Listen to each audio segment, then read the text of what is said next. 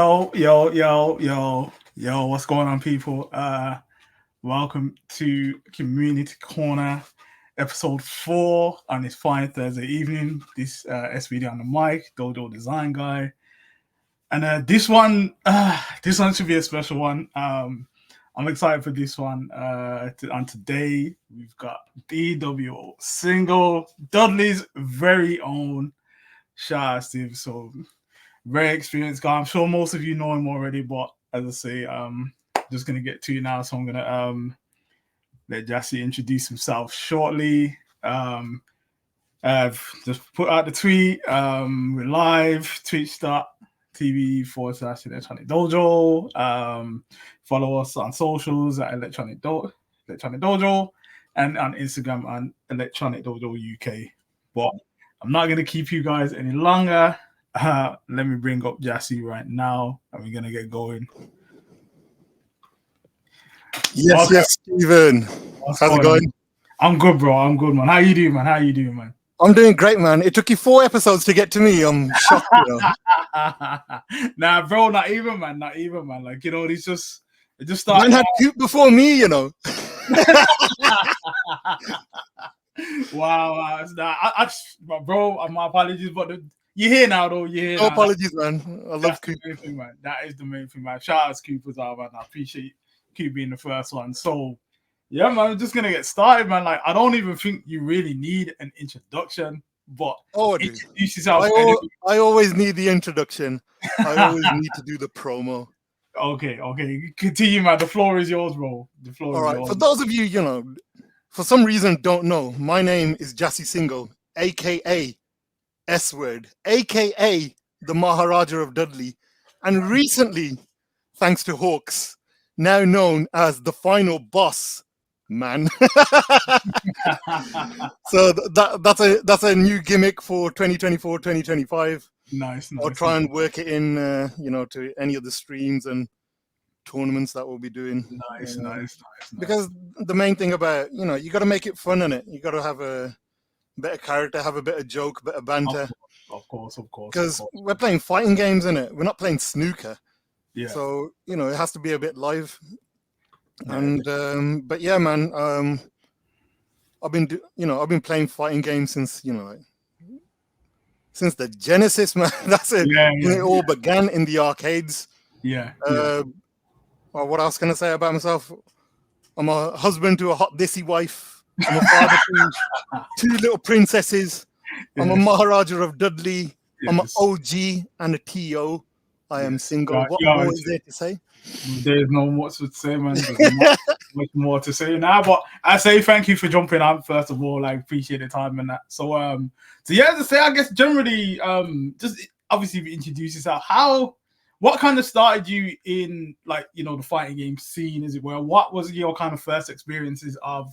Obviously, you mentioned, you know, you're playing at the Mega Drive games. What was it that kind of drew you to stick with fighting? Oh, no, I wouldn't play Mega Drive. I wouldn't play It's straight arcades. No. My parents loved me, so they bought me a SNES. Yes. Exactly. As a SNES boy. I'm taking that Mega Drive SNES schoolyard banter to the grave, in it. Anytime. I was a SNES guy all day, man. All day. Oh, did you have a Mega Drive? Did you have the pack-in Altered Beast? Oh. Didn't your mum love you? That's what I was saying. I think I said on last week's episode, I remember I got a SNES. It was the bundle with Street Fighter 2. Oh, man. Christmas, and that was it, man. I think that's what set me up. That was the start. That was the beginning of the end. Yeah. as soon as I got that SNES. But yeah, as I said, man, I've been doing this shit from, like, you know, the ground floor. When it was like, you know, 11, 12. Yeah.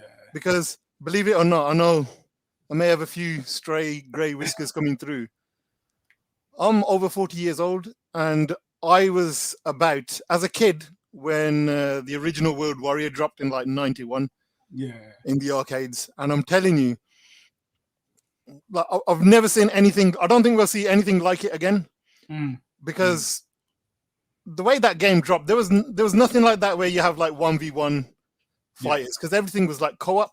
Yeah, or like beat 'em ups like Final Fight and those kind of games. Final Fight, Double Dragon. Turtles was big then as well. Yeah, obviously, yeah. There was And X-Men, you like know, that. It's all like you scrolling know, beat 'em up back then. you had the old, like co-op shooters and all that. Like shmups. Sorry, Yeah. they'd seen the arcades. But then when Street Fighter landed, and you walk into an arcade and there's two sticks on the cabinet, with 6 buttons. Yeah. As a kid, you thought, what is going on? Yeah. Why are these two characters facing each other? Oh shit, you're fighting each other. Yeah. And then that's how so many kids were malnutrition back in the day, because they weren't using their dinner money for food. Yeah. They were using it. They were using it to play flipping World Warrior at the shop, man. That's what they were doing. Yeah. Like, I think I wasn't there for like when it specifically dropped, but I remember playing the bootleg championship edition. I think that's what I. Yeah, man. I mean, there's a chip shop like down the road from my house, and it was like, as you said, at that time, you can't escape Street Fighter at that time. Like, yeah, you couldn't escape it, man. Like, just like I used to live in this small town in Birmingham, but I've spoken to a couple of lads, about the old days, and they just don't understand why I was like, how have you got so much concentrate, like the various games that I used to see on a weekly basis? Because when you're in my area, actually, I don't want to drop the area on Twitch. in our area, we had two massive dedicated arcades, privately owned. You had like taxi ranks. Before Uber, where you'd have to go into a taxi rank. Yeah, exactly. Actually going in taxi ranks, chip shops, news agents. Yeah. Obviously, the big boy was video rental stores. Yeah. There were no damn Netflix back in the day, innit? Yeah. If you wanted to watch a film that came out in the cinema 3 years ago, you'd have to go to a video shop, video place or Blockbuster or one of those. And as you're saying, is Final Fight and all these kinds of games, beat 'em ups, a couple of shmups here and there. And when Street Fighter landed, I'm telling you, where there used to be some variety, gone for at least 2 years. You just have multiple versions of World Warrior, or then like Championship Edition is when it when it blew up. It was just more like one video shop used to have 4 different cabs. Then they're just like, you know what? Let's get the money in, and they had like 4 or 5, fitted another cab, forced it into the gap. Health and safety hazard. In terms of like no ventilation, and they had like 5 cabs of Street Fighter 2 Championship Edition, and like volume all the way up. Even if you weren't even putting any credits in there, you're hearing that Dalsim stage elephants from even before you enter the shop, man. And it was a. I'm glad I was around in those times. Likewise. I don't think it'll ever be replicated, because I think back in those days, arcade games, they were on a different level to the stuff that you got at home. Like different. Obviously nowadays arcades aren't really a thing, but I guess obviously the ports to like the snares weren't as good as the arcade ones and things like that. And and that was. To be fair, World Warrior was probably one of the best ports that I'd ever seen, like arcade. Arcade was, because there was always cut content. I mean, look at Final Fight on the SNES. One player, one player missing the entire character. No guy, and then they released another one, Final Fight guy, and it's Capcom were doing a madness even back then, It's just like, and then Mega Drive owners, when it got Streets of Rage, it just totally just rinsed. After you played Streets of Rage, you didn't want to play. You didn't want to play Final Fight on your own. It was ridiculous, but it was terrible. But I think it was too late. They could have re-released that again, but like cart sizes and things like that. Obviously, there's limitations to like the home consoles in comparison to the actual arcades and stuff as well. So I mean, like going on them. I mean, like there's a whole other thing with the arcades as well, man. Like like how we all go tournaments, everyone meets up, has a joke, has a laugh. A couple of jokes, just firm people up. But in the old days, when you was a kid, 11, 12 years old, you're walking into these arcades, these video shops, or chip shops, either with your your parents or like a older mate or something, and you're just looking up, and it's like 18-year-olds to a 12, 11-year-old at the time.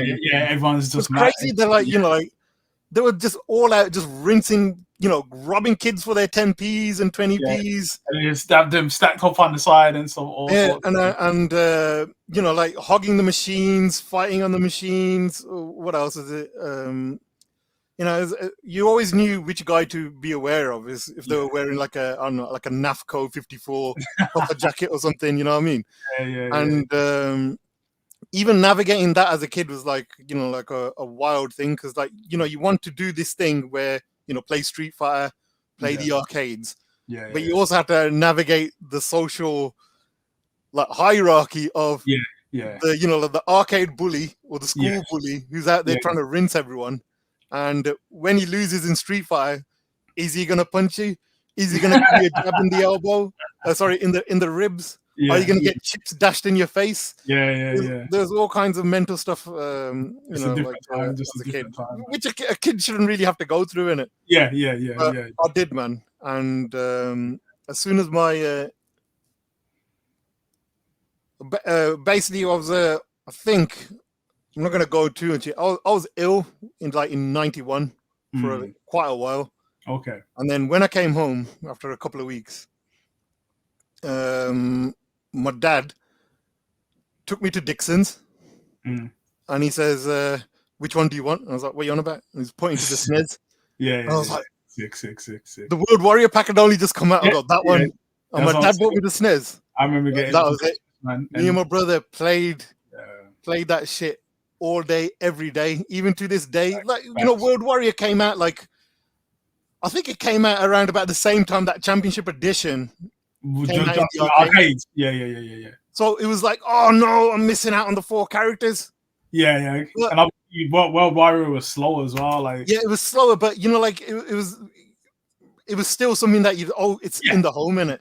Exactly. The sickest thing about World Warrior, that Capcom didn't need to do this, Down R, up L, YBXA. Yeah. The mirror characters. Exactly, mirror characters. With the actual proper Championship Edition colors as well, like the black blue and stuff like that. The yellow Blanca, blue Dalsim, green Geef, I think it was. I remember when Turbo came out as well, and his up, down, left, right, YBXA, when the Turbo scores. 10 stars, 10 stars, super speed, all that, man. Like, trust me, good times, man. Good times. Yeah, you couldn't play Championship Edition or World Warrior once you tasted Turbo, because when you're playing it, you don't even notice it. Yeah. And then when you go back, like, I remember I borrowed the Turbo from my mate. Yeah. Came in like a biscuit tin, if you remember. Yeah. You remember? It's like a steel tin. Yes. That's the first special edition I ever saw, but I don't even think they called them special editions back then. Yeah. And then I had to give that back to my mate, and then I was going with my brother. All right, let's play World Warrior. Obviously missing 4 characters, but it was like slow motion, man. It's like we thought. And then obviously back then, obviously it was like 50 hertz as well. Like, whereas it was the power with the borders and all that. The borders. The borders are 3/4 of the screen. Yeah. Trust me. Like, obviously at the time, like, I didn't really know too much about like the specifics of that, because you're younger and that, and then you just play the game and you accept it for what it is. But it's when you go older and you see, and it's like, okay. We was playing in slow motion, man. Like, I was lucky enough that I had like some older family members, and they had like, they imported, because they were like 19, 20 years old. So they they would have had they were already importing PC engines and Super Nintendos. And Mega Drives from like Japan, because we used to have this place in Birmingham called Mr. Disc. Mr. Disc was like the biggest like video game shop in the Midlands, and I think up and down the UK as well. They used to do mail order back in there. Yeah. Where you fill in the back of a magazine. Magazines again. Yeah. 28 to 48 days later, you may get your game, or you could go pick it up from the shop. So I'd already, when I had a NES, when my dad bought me a NES years ago with Mario and Duck Hunt Double Pack. With the orange zapper. I went to this family friend, and they had a SNES with like Contra 3, Yeah. Ghouls and Ghosts, Mario World. Yeah, classic. You see Mario World with the piano playing in the background, Yeah. and you go back to your NES.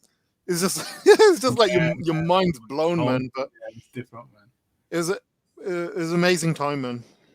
Yeah, definitely. Like, obviously, we are kind of like older generation, as it were, like the retro heads and stuff. So we will always have. I still feel like a kid, man. I don't. Yeah. Trust now. This fact is, again, I play this SNES, and we're gonna get to all of that in a second. But okay, then, so like, obviously, you have like a big experience like within the FGC. So obviously you started playing when you was young, and how does the love of Street Fighter and continue? How does that get you to the point where, what games are you playing, and do you get to a point where like you find a scene and you're entering tournaments? How do you kind of get into the FGC, as it were, like? All right, so from that point. All right, so basically what happened is, as I said, I had so many arcades around our area. You could just walk into any pubs, flipping chip shops, and there'll be something. You walk in, the game that you read about in like CVG, computer video games, CVG and Superplay, best magazines. Print magazines, bro. Not websites. Print magazines. CVG had the yellow guidebook bit in the middle bit, like. Yeah. So like every £1.75, crazy. Every now and again they would have like a feature where what's big in Japan, and it's mainly at those times it would have been like fighting games in it, because that was like that was the thing back then. Yeah. So it was Mean Machines, Superplay, Superplay, computer and video games, and they say what's big in Japan, and they'll talk about there's going to be a new weapon-based fighter from the makers of Fatal Fury or something like that, and you think weapon-based fire. Yeah. Next issue, they've got a few photos, blurry ones, because they, like someone's just taking a photo behind a couple of people's heads. I'm going to Harry's chip shop in Cape Hill. He's got it there. It was insane. And then you'd see like Saturday night Slam Masters, and I'll tell you, actually, you know what? I got a deep love for SNK games, because 100%. When Street Fighter came out, as I said, it was everywhere. Yeah. Just rows and rows of Street Fighter, 5 cabs, 4 cabs, 3 cabs, nothing else. All you're hearing is those elephants on Dalsim stage. Yeah. All you're hearing is that Gar theme music. Yeah. But at the time I didn't know, but SNK were releasing a brand new fighting game every other week. Yeah. So when you're sick to the like, eventually you get tired of looking at Street Fighter, everyone just doing the same, short Shoryu, and then you just get bored of that. But then out of nowhere you'd see like a Samurai Showdown, or Art of Fighting. Yeah, because them games are so different to Street Fighter. Obviously, the weapon-based one, Fatal Fury with like the lane switching. Yeah. I mean, like always bringing something like new, like the genre at the time. When I saw Samurai Showdown in it, I still think there's 2 games that just blew my mind in terms of like fighting games. It was Samurai Showdown and Killer Instinct. Oh, okay, yeah. And but with Samurai Showdown, when I first played that game, it was just like, this was before I'd even seen like like Ninja Scroll. Yeah. So like all of my samurai based lore is based on what I saw in Samurai Showdown.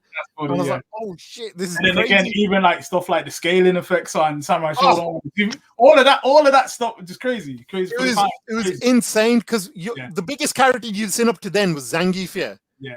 But then when you rolled up into Texas and you see that bale of hay, and then the electric guitar just flipping cranking, and Earthquake just jumps on with his big ass, swinging a big old flipping sickle, exactly. Man. And then it zooms out, and he's still as big as the life bar. He's like, how am I meant to get? He was a boss. That was a boss character. Exactly at the time, like that was one of the amazing sights that I'd seen in. And then obviously you'd had, I think that was before even Mortal Kombat. Sam Show.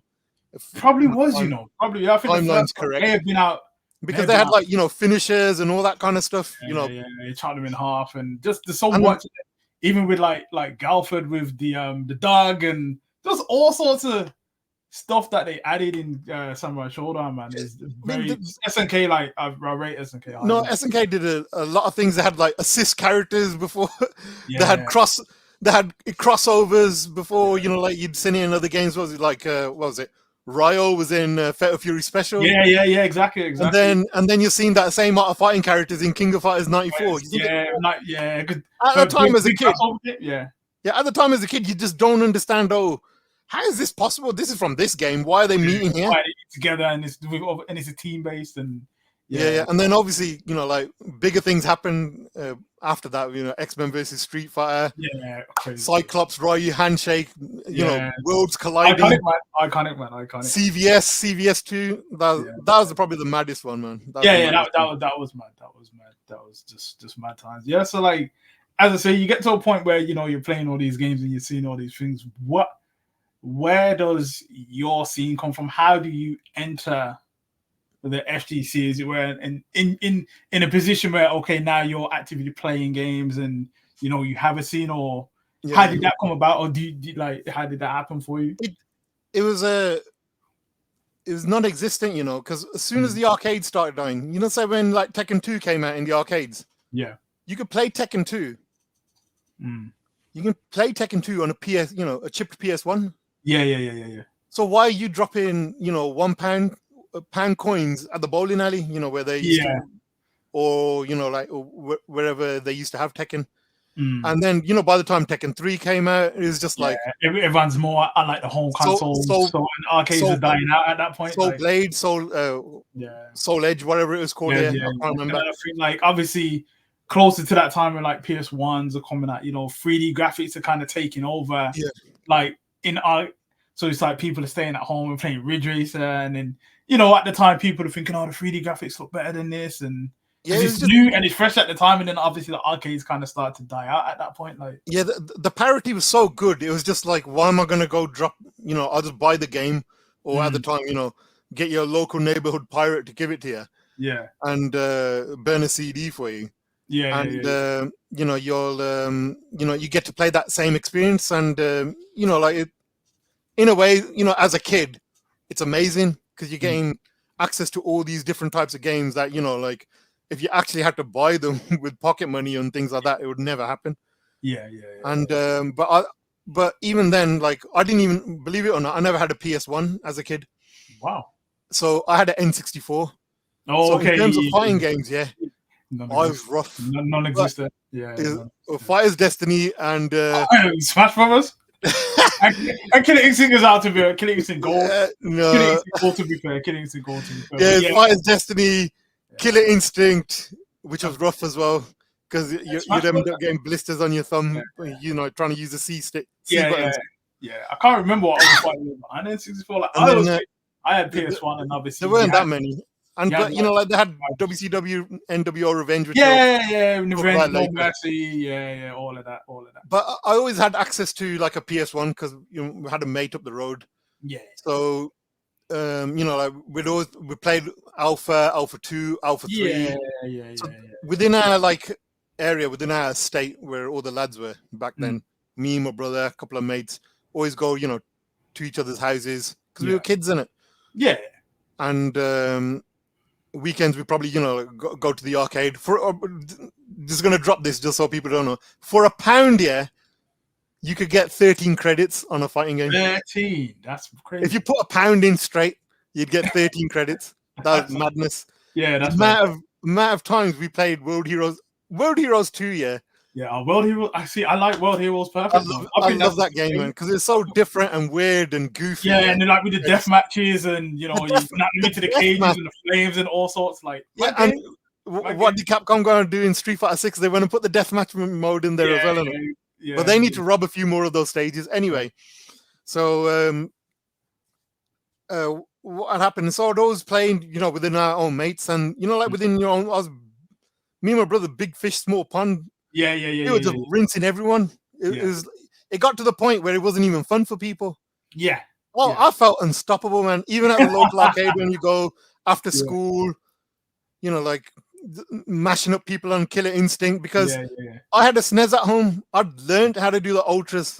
Oh, Had okay. Nintendo magazine I system, remember whatever it doing was. Orchid 48 hit ultra. Yeah, Like 48 hit, you tried it 22, back when, and then 27 Jago. And I ripped killing things as well, man. you know, you're hearing ultra flipping 1,000 decibels, flipping shake the windows of the arcade. Yeah, You didn't even have to put a coin into that arcade for it to be you know, like making noise in the arcade. So like, yeah. you know, like playing Street Fighter out. Anytime we used to go arcade, people just didn't want to play us. Playing it at home, you know, our boys got fed up. So basically, it was just me and my brother just playing each other all the time. Then uni came about, and then which also sucked, if I'll be honest, in terms of like, you know, fighting games. Yeah. Because there was a dark period of like where like fighting games weren't it, man. Like but what happened is luckily because again it was, I think a lot of it was accessibility. Obviously, arcades were dying. Some ports weren't great. Like obviously, for example, like the ports of like the Marvel games on PS1 were kind of shit. Things were kind of starting to die out at that time. To be fair, the 3D games were excelling, but then like for example, like what happened when I went to uni. So the person I played the most was my mate and my brother on like Street Fighter. But luckily, I went to Southampton Uni in '99, and little did I know that they had a Sega park there. Nice. I spent bare time. I spent bare time because it'd been years since I've been in that environment where I got to play people. And one of the first things I did when I got to uni, I kicked my suitcase under the bed, locked my halls of residence door, went to Virgin Megastores, which was a thing back then, believe it or not. When I bought a Dreamcast, with Power Stone, Sonic Adventure. Do you get Soul Calibur as well? Ready to Rumble. Ready to Rumble? Classic Afro Thunder. And the thing is, I remember like playing that. They must have, you know, like they have like the display stations in some of the shops and whatever. Yeah. And you can play the play. Yeah, I remember playing it there, and I was like, nah. I saw a dream. I didn't even like. I saw the Dreamcast in HMV, and they had the demo for Ready to Rumble Boxing. Yeah. I'd just lived like 4 years or 3 years of N64 life with, you know, like Vaseline and you know, RF. Not even Scott, bruv. It was like RF. Oh, RF. Is that next one on a is that the red, white, and yellow ones? The company. Yeah, man. And not even the red, just the RF cable, man. The flip. Oh yeah. I remember. You know, I remember proper poverty one, man. And because I didn't know about SCART leads and all that. Like RGB and all that kind of business. Yeah, you don't. The only reason you'd get a SCART lead as a kid is when you plugged in the PlayStation and it had a green screen on it. Yeah. Or like, and then you know you have to get an RGB. Or like it was black and white because the Power TV, and then you get that. Yeah. So you get the color. Yeah. If it worked, you know, you just use whatever connection. But when I saw Ready to Rumble Boxing in HMV, sick game, man. Sick game. I felt like I was looking at 24K, mate. That's how clear. Yeah. You know, the smoothness of Afro Thunder's afro, everything, like you know, the movement. Yeah, just everything. I had to get a Dreamcast, and that was the first thing I wasted my student loan on. Nice. And I bought a ton of games with my student loan. I'm not. I said when I was speaking to Alex last week, like any game on PS2, fighting game, I just import it straight away. Yeah. Just bam, just any game, because obviously I had the money at the time in it, and it was like, is that import? Wink, wink, nudge, nudge. No, I'm legit. Import, hey. Yeah, I used to import loads of games. Play Asian, man. Are you play Asian? Yeah, I used to import games from Gary down the street. But anyway, like, so I went to uni. They had a Sega park there. I'm telling you now, they had. So this is, you know, same start of the Dreamcast era, innit? Yeah. Arsenal's got Dreamcast on their flipping on their shirt. Yeah. You got Naomi games. House of the Dead 2 came out. Yeah. What else? Get Bass Fishing. Yeah. This arcade had Street Fighter EX2, X-Men versus Street Fighter, Soul Calibur, the original arcade. So just even before the, you know, because it came out on arcade before Dreamcast. Yeah. The Dreamcast version is better than the arcade. It is better. Yeah. It's 100% better. It looks better. Yeah, it's Got crazy. much more content. What else did we have? We had New Generation, Street Fighter 3. Yeah. No one. Unfortunately, no one cared about that. Yeah. And then like Virtua Tennis, Crazy Taxi. Yeah. It was an amazing time. Mm. And just like what happened with Killer Instinct and Super Nintendo, I had the advantage that not many people were going to buy a Dreamcast that early out the doors unless you're a fiend, yeah? Yeah.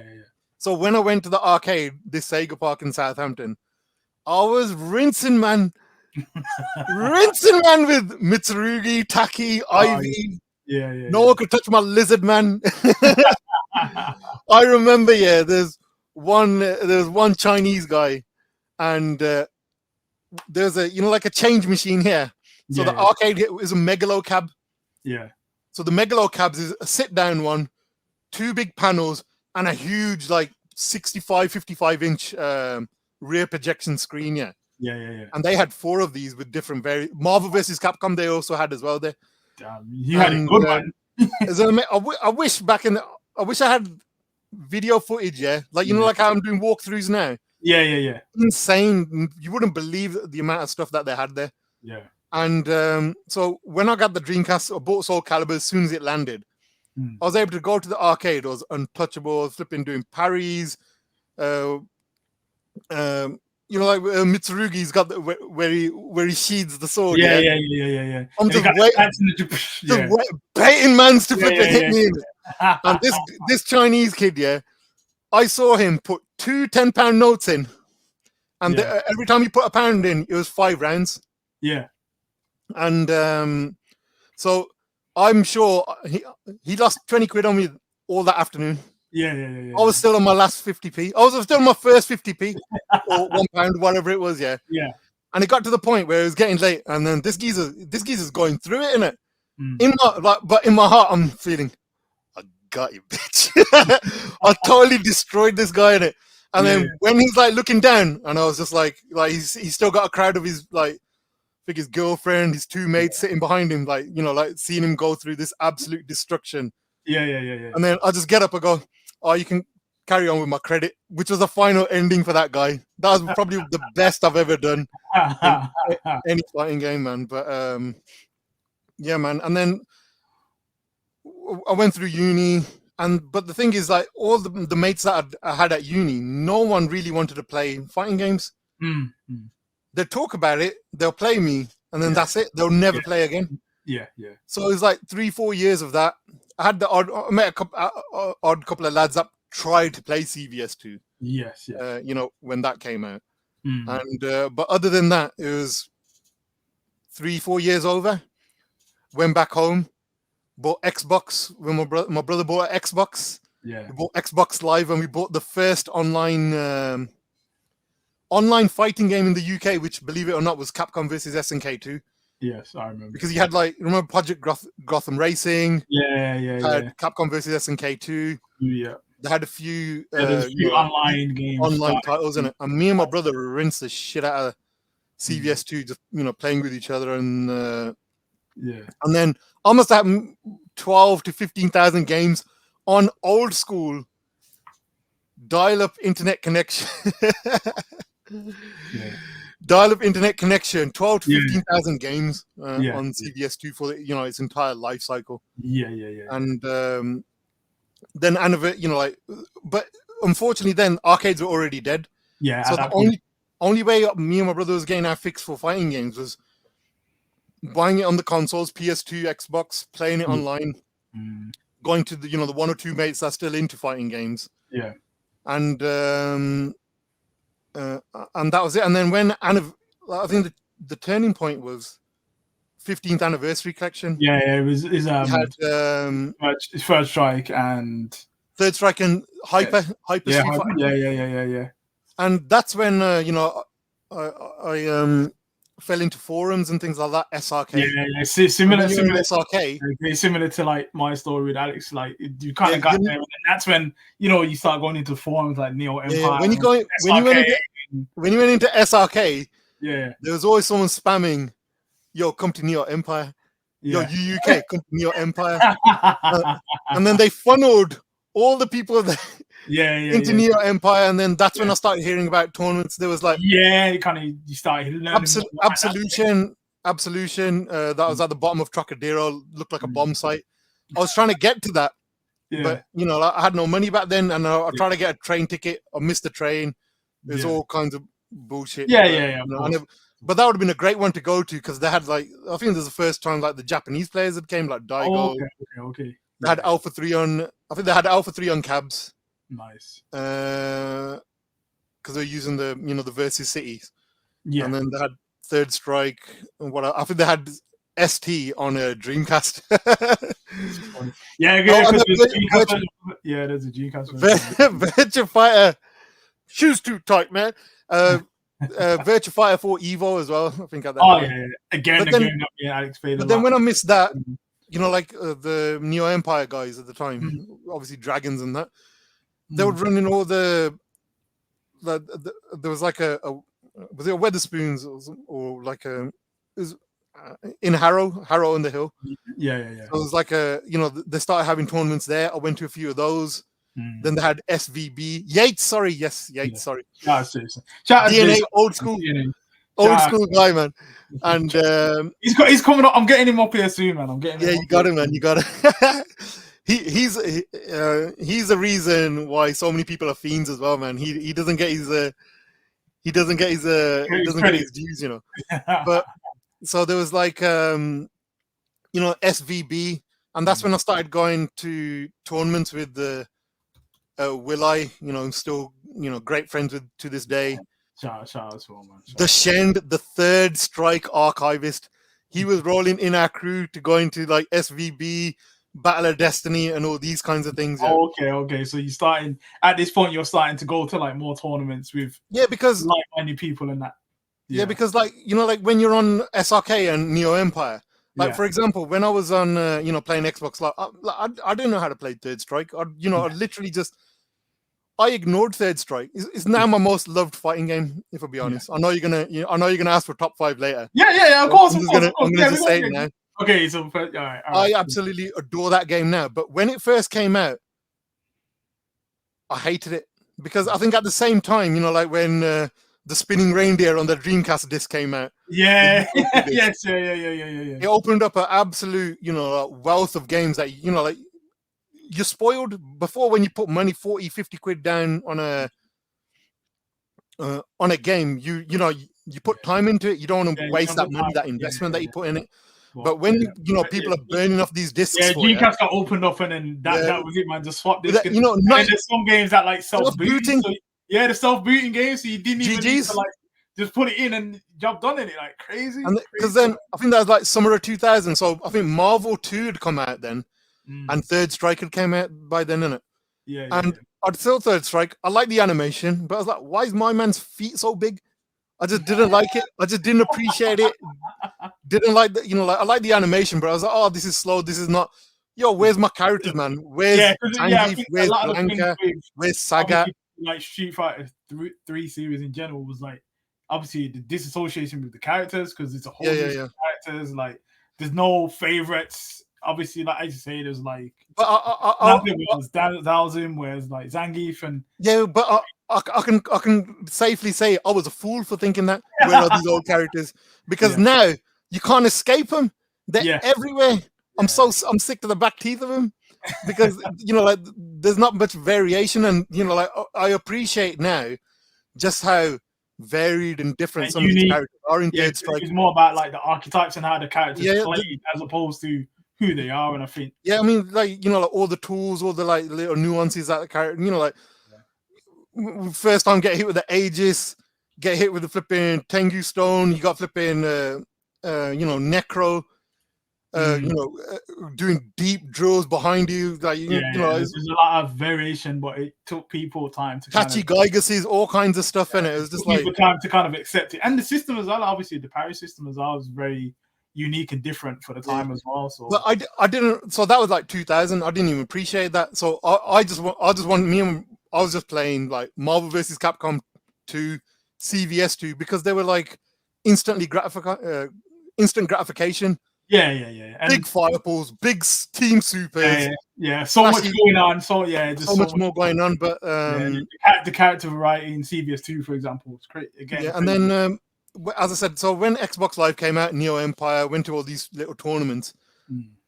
That's when the discourse started happening. Oh, you think you're bad online? Because I was high up in the leaderboards. Okay, I didn't even know you had like an online presence. Like I had no idea. Thanks to unemployment, yeah, after finishing uni, I had a clear year and a half of just rinsing, you know, like collecting my job seekers. Collecting my job seekers, and then you know, just playing Xbox Live all day until you know, like, I finally pulled my finger out and you know managed to get a job. But I was riding high in CVS2, Third Strike, and then you know, a guy that's been mentioned more than a few times, Rakurai, yeah. Harmon has ruled the 3S leaderboards. Not before me, he didn't. Not before. I've got photographs on Imager, then I'll pull them out for you. Photo bucket. I got him on photo bucket. Nice. And so like Rakurai Vince, so he's obviously he's like I'm not gonna do the voice. I'm not gonna do the voice. But he's basically like, I just wanna put a disclaimer. The thoughts and things are about to be said are Jassi views and don't represent the views of me. The views of Electronic Dojo. He's all right, man. I've known him longer than most here, but he's like, oh, you can't think about online, yeah. He's like, you should come Trocadero, and then so that's what I did in it. So he was the first person I went to Trocadero, and but back then, so like you know, like all the has the voice gone out or something? No. He meant no voices in. No. I've warmed up. It's just only gonna get better now. So. I'm gonna have to censor this, Jassi. I'm gonna have to. And so what happened is he introduced me to like he said, "Oh, you should come to the arcades. This is how the game should be played." Like, so I was like, "Hang on, why am I gonna go with this geezer that you know?" Like back then it was scary. Like, why am I gonna go with this random guy to a tournament? You know, I was like 2021 at that time, innit? But then I was like, you know what? I reckon I could take him. Worst comes to worst, in case it was some kind of trap here. And so I went. You know, I did the trip to Trocadero. Went a number of times, and you know, played Third Strike. There was loads of players there. Like the people like Base Ventura, Prince, Harmonaz was there, Chunkus, all these guys that you'd see in the Neo Empire.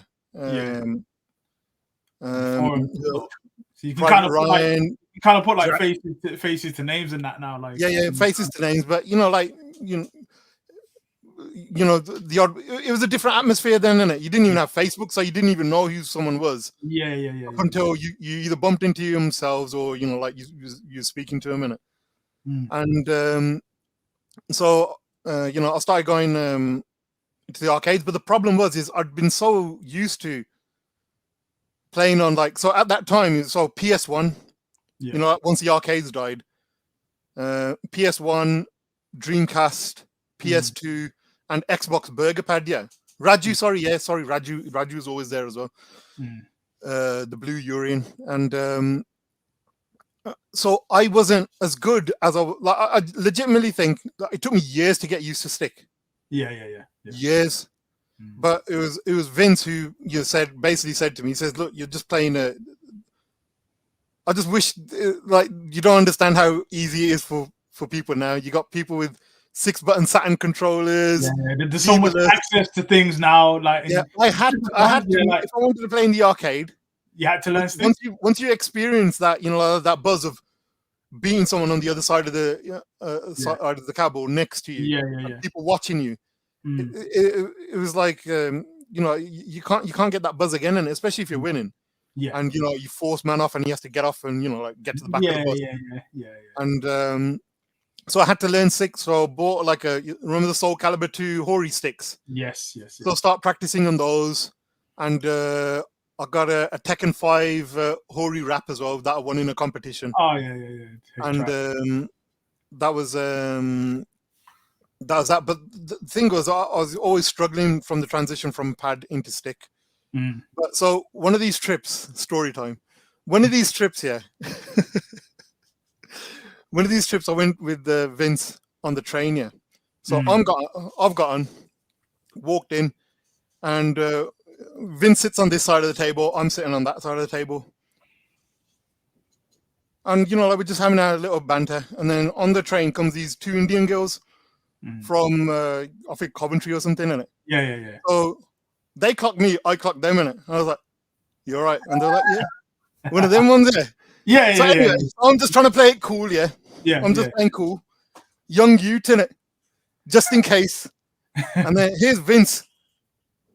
No social awareness at all. Didn't clock that these girls have just even given me the nod, yeah. Yeah. Just randomly starts telling me how you're supposed to hold a stick. He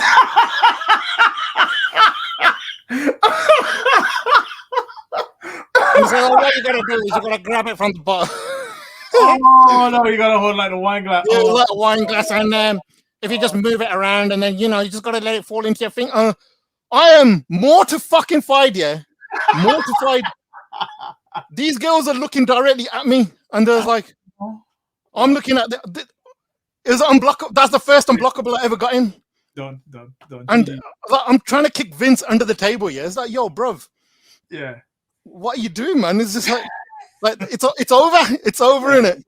And then I had the amount of shame that washed over me that day, yeah. And then I was going to Vince. I've told him before. I was like, you just don't know what's going on around here. It's like my man's just focused on third strike and fighting games all the time, innit? And yeah, man. So yeah. Shit, I don't. I think he's in Japan, so he's not going to see this stream. So never mind. But yeah, Vince was my first introduction into fighting games, and Trocadero. Yeah. And then he had all these tournaments, SVB, and that's when I bumped into you guys. Yeah. Who, yourself, SBD, and Jinty. Yeah. And like all these places, Omega Sector in Birmingham. Birmingham can't have nice things. I'm going to put that out there again. We can't. Anytime we get something good, yeah, it's taken away from us. Yeah. I don't know what curse Birmingham's under, yeah. But I do say that thank God for Electronic Dojo being here, because if it wasn't for them, I'd been totally out the scene. And it was so weird, like meeting you guys, because that period when there was no Street Fighter game from 2003, no CVS, Capcom Fighting Jam. I mean, you had like Tekken and stuff like that, but that's Tekken, isn't it? 3D games and that were like kind of Battle Fantasia on the Xbox 360. That game was actually sick. I don't care. It looked cool, yeah. Rumble Fish. Yeah, Rumble Fish. I still got 1 and 2 now. Like, yeah. And so like there was that period of time where there was nothing in it, but all the London, the London tournaments still ran Alpha 3, CVS 2, Third Strike. So every now and again, me, Will, and Shane would go down. But then the rumbling started happening for Street Fighter 4. Yeah. And then when Battle of Destiny happened, I went down there, had the first play test. Yeah. They had the arcade boards there at the time. Met you guys, and then we went to Omega Sector. Yeah. Jinty the cheater with his button bindings. Can't play on stick. When he beat that guy, I'm not going to mention the name. When he beat the guy, he says, "Oh, you can't." Oh, actually, I've done the voice. You already gave it away. What are you doing, bro? I gave it away. The voice is already loaded in it. He goes, you can't do that on a stick. You gotta, you're taking out all of the execution errors on binding the buttons in it. And then but Jinty was so sick. SA3 Yang. Yeah. Unbeatable at the time, yeah. He's ridiculous. And what was he playing on Calera, yeah? And when he pulled out, it was like from what I remember, because he used to cuss him on the regular. Yeah. Why are you doing this on? You can't do this on stick. You can't do this on stick. What did my man went and do that day? Yeah. Pulled out the stick, and he goes, "Come on, man. Tournament game." He goes, "Oh, I've been playing stick,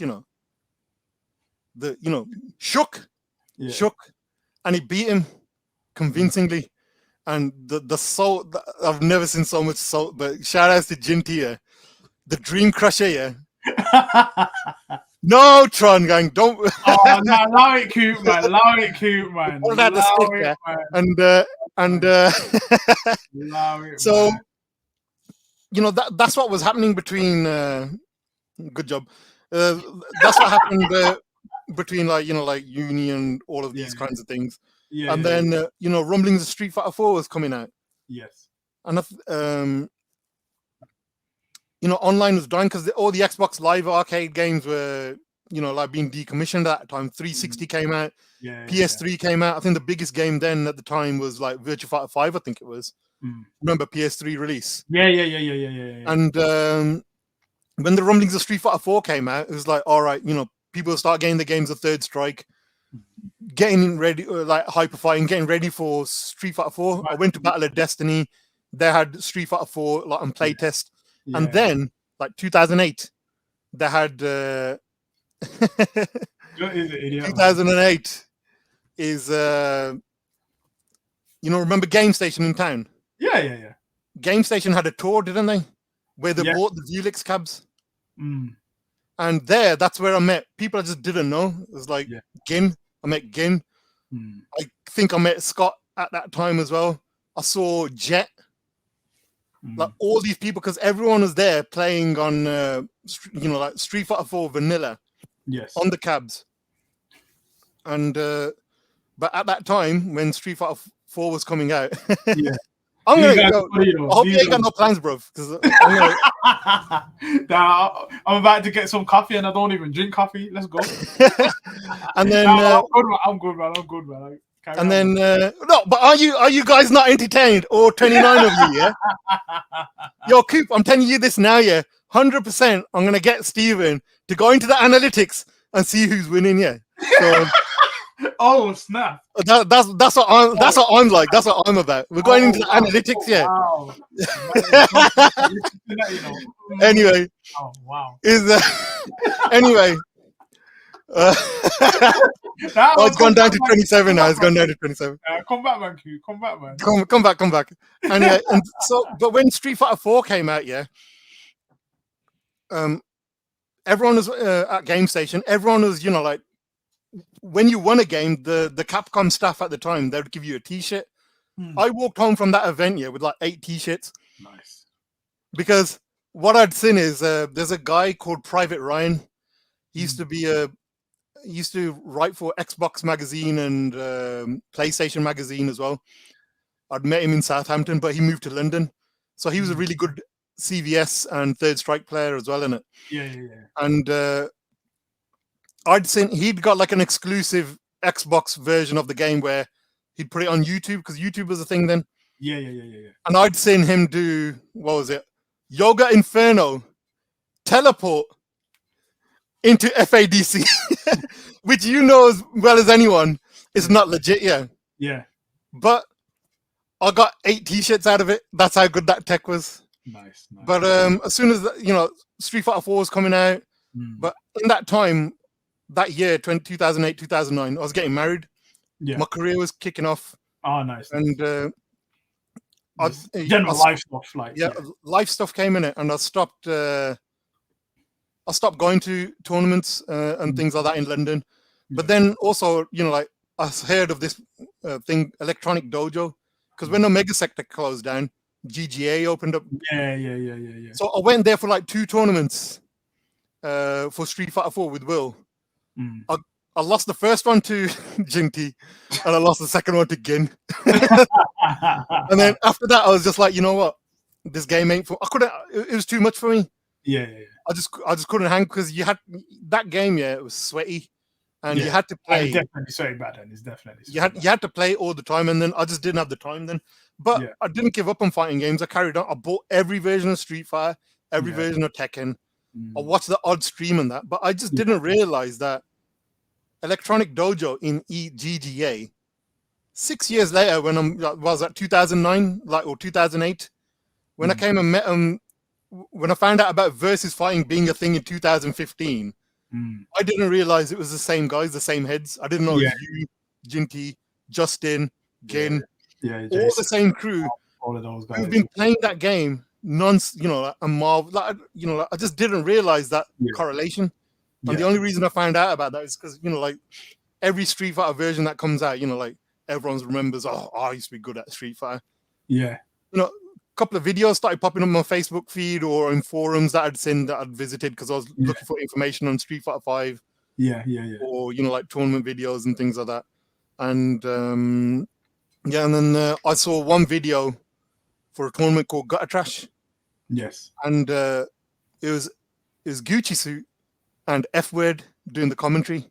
Okay, nice. And the amount of aggravation and raggoness, that they had in their in the commentary, it was just purely no professionalism as well. Yeah, it was raw. No hold barred, yeah. And when I heard all this, I was like, what is going on? Yeah. This is mental. And I was like, you know what? I need that aggravation back in my life. Because it took me back, took me back to the old days, back to the arcades where people were getting pumped for no reason and getting robbed. And I was like, yo, this ain't like golf. This ain't snooker, innit? Yeah. It's just kind of hilarious. the People, how it was. You know, like it just unlocked something in me, man. I was just like, and I had to just get up and go. Yeah. And I went to, I can't remember which, it was at Hog at the time. And I went to that tournament and I didn't know anyone there. I shouted at Vince, but Vince wasn't playing back then for some reason. But he was the only other person I knew because I've been at the scene so long. Yeah, you've been out for a while and then come back in this new face. And but luckily the Shend was there randomly as well. And so I was just walking about, and then I thought, all right. So I was there, you know, I joined the tournament. Yeah. Almost beat this one guy, French player. Yeah. I hadn't touched the game for years. Okay. Massey, his name was, and I didn't know he was good, but my gameplay was so shit, with Oro. He was young as well, innit? Yeah. I was so offbeat with my Oro that he just couldn't. He didn't know what I was doing. I didn't know what I was doing. I didn't know what I was doing. Almost beat him. And obviously he realized that, oh shit, you know, my man activated Genaj in round start and just finished me off, innit? Yeah. So I'm walking around. I go to the toilet, and then all I could hear outside of the toilet is this like booming, really loud American accent. And I was like, "Oh shit, this is the voice. This is the voice that I heard on the tournament." I walked out. I was expecting to see something else. I'm walking out, and I was like, "Can't see no American geezer here." Carried on about my day. Yeah. And then I heard the voice again. I turned around, and it was an Indian guy, a Desi guy, and I was like, "What?" I couldn't put the voice. Yeah, the voice to the actual person. Yeah.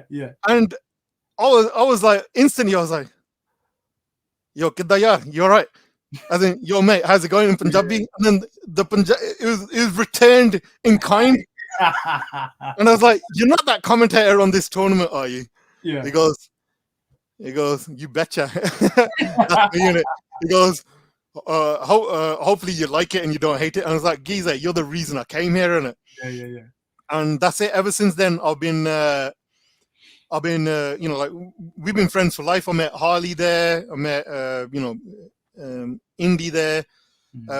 Tamraz was there. You know, like that was like 2015, I think, 1 year before Street Fighter 5 had come out. Okay. And once I linked up with those guys, you know, like obviously getting added to UK fighting games on Facebook. Yeah. I found out about VSFighting. I was like, Birmingham VSFighting. How did I not know about this? Yeah. And you know, that's when I went to, like, I think you had Street Fighter 5 there. Yeah. It was all it was so promising in those days, but that wasn't it. Oh, actually, speaking of Tamraz, Tamraz is the guy who did the highlight trailer. Scapegoat, his name was. The highlight trailer for Gutter Trash, which is the only archived clip of the famous "Get Fucked" clip from Gutter Trash. Yeah. And if it wasn't for that clip, I would never have. I would never have seen it. But anyway, so VSFighting, Gutter Trash. Yeah. I came to my first VSFighting. What was your first VSFighting actually? 2015. 2015. Wow. Last year of Ultra. Yeah, that's mad. That is. And that was the day. so obviously, as you can, I love my retro games. Yeah. Yeah. Me and my brother, we like when we were kids, we did, we sold our SNES games for, to part exchange for like N64 games, which is the biggest mistake that we'd ever done. Yeah. I regret selling some of my SNES games. I still got some games now, but there's still some games that I can't even recover now. Yeah. I wish like I had the foresight. I wish I had the foresight back then to kind of. It's mad how many how many SNES games I amassed over time, and I remember bringing them to school, and it's like, oh yeah, I want to swap with this and that and blah blah blah. Like, I wish I had the foresight. Yeah, man. To kind of just keep those. It's only until 2000s where you go on forums and people are doing like, collections, and then you're thinking, hang on, where's mine gone? I sold it for all these N64 games. Exactly, you just sold it for some nonsense. I had Mega Man X, bro. I had Sunset Riders boxed. Yeah, I think I might still have Sunset Riders. Like what? Yeah. Donkey Kong Country with the Go Ape CD. Yeah. I had the Killer Cut CD that came. Yeah. All of that, man. Like. So that when I was at uni, I used like, I don't drink in it. I don't drink. I don't smoke. I forgot the lyrics. Someone else to fill it in for me. I don't do anything. Like I'm straight edge. Yeah. Straight edge. So while all my mates are getting downright, while all my mates are getting pissed at uni, displaying bottles of Bacardi and vodka on their walls, I was using my student loan for one to survive and buy the odd game, and so that collection just amassed there as well. And obviously with the forums. On certain times, there was like certain OGs that would fall on hard times, and they would sell their collections. Yeah. And that's how I got these beautiful AES games. Yeah. And I'm absolutely jealous right now. I'm not. I got 9. I'm not joking yet. I got about 8 AES games for about 250 quid. What? I know. The guy was like, "I want 400," and I was like, "I'll give you about 250." And he was like, He's so desperate, he gave it.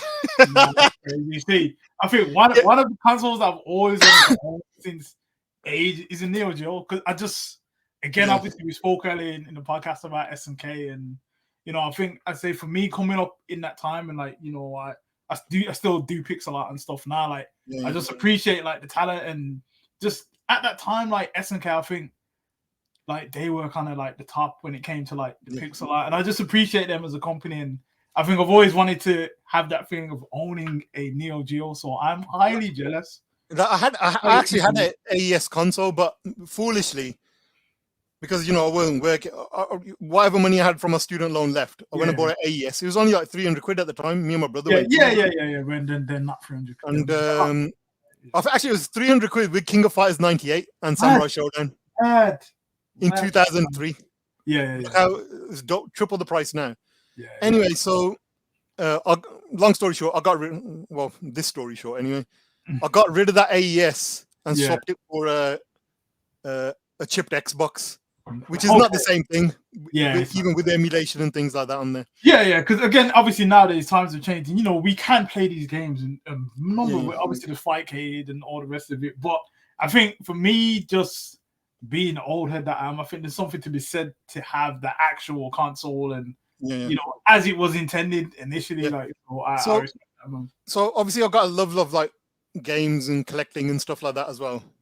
So when would you say, sorry to interrupt, when did you start the collection then, essentially? Like when did you say, you know what, I'm gonna start collecting these games? Like, well, I think I started collecting say about 2000. After I realized the mistake I made in like 99. That I shouldn't have got rid of those games. Then I just started collecting. I think it's an illness, to be honest. If I'll be honest, it is. It's my wife hates this room. She wants it converted into a guest bedroom. The only reason it's not a guest bedroom yet is because I go to her. What guests are coming to our house? They all hate me. Your whole family hates me anyway. It's like, so let me just have it. Have the room in it. Corner of the house. Mad. And like as I was saying, like I got my collection. I don't drink, don't smoke or anything like that. So I had a lot of disposable income in it. And so I got all these collections, and me and my brother just building these game our collection. And it's easier with two people over the years.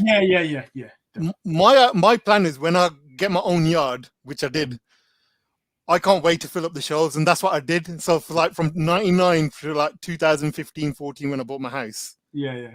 And then I realized I haven't got enough space in this house. So there's a lot of stuff in storage.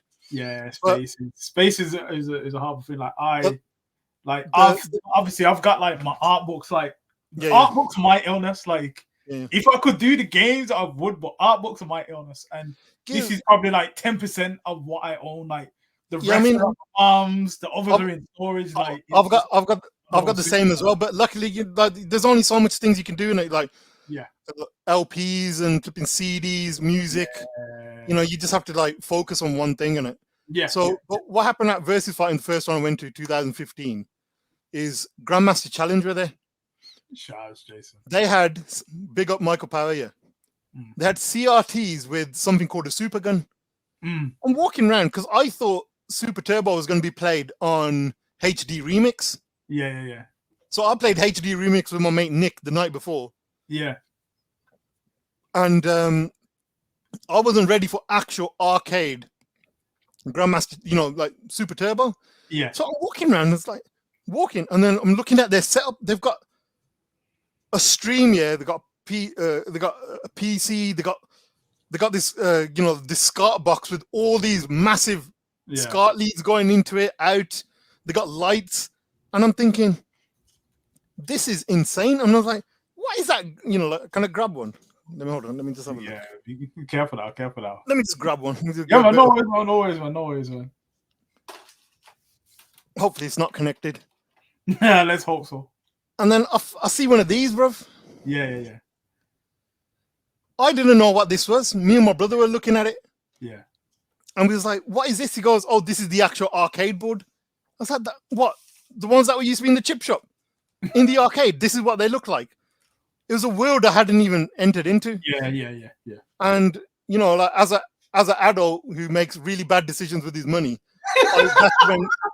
that's when I decided I needed to. You need that, I need it because it's been such a big part of my life, Street Fighter. That having the original article was, it had to happen. And once I met Zero, and then there's Martin Herring there as well. They explained to me, he said, yo, this is like a consoleized arcade. This is where the boards are. This is where you can buy them. They hooked me up with the, like the super gun. Someone was selling it and the board. And ever since then, like, we've just been, buying, arcade boards. Like, I got X-Men versus Street Fighter, Alpha 3. What else have I got? X-Men Children of the Atom. Sick. And then we went and got like Third Strike boards as well. And the DWO, the Dudley World Order, I can say quite safely, I think as a collective, as a group, we've probably got the most arcade boards out of any community easily. And the great thing about the community is as well is when people sell off their boards, they sell it, like they got a trash crew, they sell it within themselves, because these boards, they're like $1.50 a piece. Like if you wanted to buy a Third Strike board now, it's a $1.50 easy. But when I got mine, I got it like 300, 350. 300? What? Yeah. Man. And that was because of Afro. From versus Scotland. Yes, shout out. Because I think he gave me two or three super guns with it as well. So like £300. Wow. I won't explain what the rest of the costing was, but it was cheap. It was cheap enough, relatively cheap in comparison to He knew I was deep into this now. You've already gone down the rabbit hole at this point. He's like, all right, like hype spotting's done. Shout out to hype spotting. I missed that tournament. Shout out to hype spotting. And then he passed it on to me, and then that's when like with Harley, Tamraz from Gutter Trash, started getting a bit more involved in tournaments. Like I weren't running the tournaments. Yeah. Yes, Afro. And Jassi done got all the kit, Yeah, and that's how I got started. So when we started going to like Leeds rival scenes, hype spotting, Grandmaster Challenge was always there, and they would always stream and archive the stream on YouTube. Yes. So that was a great thing as well. It's like I love these old games, and every time Got a Trash guys or Grandmaster Challenge did a tournament, it'll be streamed and it'll be archived. It was like you're playing a new game. So even though I couldn't play the new games, it was still good that you could look back at in your matches on the older games. They were treated like they were brand new games. They weren't like they weren't like let's just stick the old ass games in the corner. Yeah, so they weren't like a side game at a tournament or whatever. These guys made sure that these games were for the people that attended, for the people that watching at home, and for the players. Yeah, like just having the archive and the video and the comms and the stream, it made it more important. Yes, and it felt like like when you actually got on stream to play a game, like they weren't just saying top players only. Everyone's on the stream and everyone's included, and it gives people like a sense of purpose and belonging. Like it gave at that point, like it gave the motivation to get better at the game. Yeah, gave the motivation to get better at the game because you could go back and look at all the archives. So I'd seen all these, like it was shout outs to Ampfu, Dom, and then other people behind the scene. It was like Harley, Tamraz, a couple of other lads. They kept Got a Trash going. Me and Arif, shout out Super Fiasco, Super Arrow. We were, we were vlogging, taking videos of every tournament we went to. So, like WSO, or if we went to, what's it called, Meltdown, Rival Scenes, Manchester Play Expo, Hype Spotting. So we were doing it for ourselves, innit? Yeah. Because it was something the way we can have a look, look back. We still look at it at these times where, like we go back and look at all the house sessions. It's a good memory. Even if no one else gonna care about it. It was good. It was a cool thing for us as a collective, as a group. Yeah. The Dudley World Order. And slowly, as people come in and out of these things, don't they? Running tournaments. Yeah. So people just stop. Because they've already put time into the game for it already, or like real life comes. Yeah. And then slowly, like I just somehow I got pushed into that direction, because at the end of the day, I just wanted somewhere to go where I wanted to play these games. Yeah. And if no one else was going to do it, I had to do it. You was going to do, There's an obligation on your side, because, as you say, if no one else is going to do it, you're going to do. And then you want somewhere to play these games, and you want to be involved in this scene that is obviously still growing. And and like things like like there's Fist of the Not Star. I remember. I think I went to the second one of those. I think I went to the second one. So That's where I got that was my first like responsibilities in running tournaments and things like that. And really, it was just like it's just what do you call it? It was just delegation and managing, really. So it's just like work for me. Yeah. And so you just take your work skills and put it into the tournament. Yeah. Like on a low scale, on what I was doing then, on a low scale, low level, and then slowly I started getting involved in like highlight videos. Yes. Because I was like, you can't watch a whole tournament. Let me just clip these highlight videos. Yeah. Then I started doing trailers with my boy Harley, where like it was like, we want this to be an event. We want this to be where people think, oh shit, this is a big deal. And having a trailer, even for an old game, makes it special. Yeah, like the trailers and highlights, because there's an attention of care that's put into the final product, essentially. Like, you have the highlights, you have the trailer, you have the event, and you have the aftermath of the event as well. Yeah, and the YouTube upload and everything like that. As you say, it makes it important. It makes it important at that point. Like, it makes it like this is something that is an actual thing. It's not just thrown together. it's an actual thing that we are proud to be a part of, essentially. So yeah, and then so like then obviously got introduced more to you guys again. Yeah. Electronic Dojo started helping out on Will 3-way TV for the Kongs events, and then I started doing like trailers on my phone for like Tekken, Smash Brothers. Yeah. It's still mad. I still find it mad that you use your phone to do some of the stuff. Yeah, man. Shout outs to Samsung Galaxy. You need to sponsor me. That's what you need to do. I'm gonna get it. And or Power Director need to sponsor me. Cyberlink Power Director. No, definitely like sick stuff we like with the vlogs and everything that you do for like the sick stuff. Yeah, and then like slowly, because of like Grandmaster Challenge Gutter Trash, they laid the foundations of what I wanted, what was expected. If you wanted to see, but then there was a couple of tournaments that we went to. Like we went to Hypest one year, and went to Hypest 1 year, and there was no stream, there was no archive. The only thing that remains from that tournament is over the shoulder cam footage that Arif took, on his phone. Okay. And then we went to a few more events like that. It was like, nah, man, it's just like there has to be a stream, there has to be an archive. And that's when it started being more important to us, where it's like, all right, if someone else ain't gonna do it, then we're gonna do it. Again, you just took up the mantle and said, you know what, like this is important to me. And that's the thing. I was like, just for that alone, I expect that, because obviously you didn't have to step up to the plate, so to speak. Like, it's just because I wanted this. I guess similar to like starting up this series, because it's to highlight people like yourselves, like, which is why I said, I'm going to try and do something with the podcast and stuff. But I just wanted an excuse to go somewhere to play, because like I've got this whole crew in the DWO.